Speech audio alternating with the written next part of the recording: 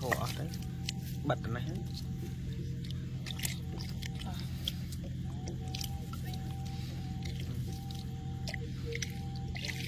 bật đấy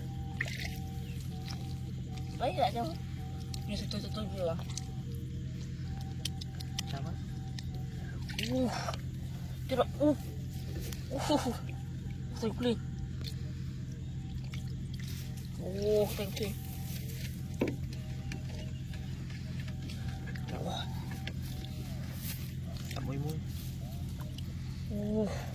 mùi sao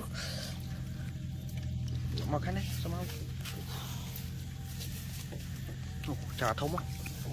mấy tay thôi thông mấy tay plin mấy tay plin con nó mà thuốc wow một wow dạ dạ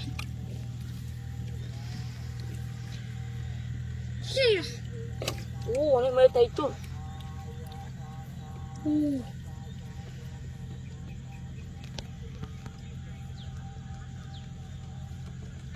đã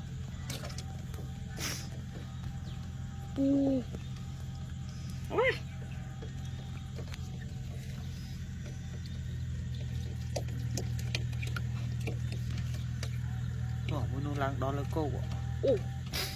chả bè hái đúng không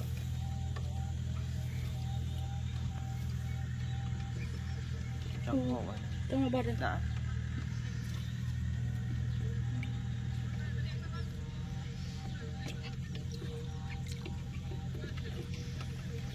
tay lo thọc chưa đâu chắc nó pompi mà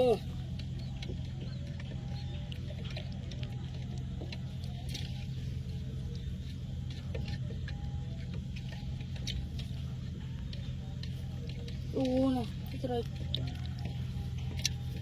nè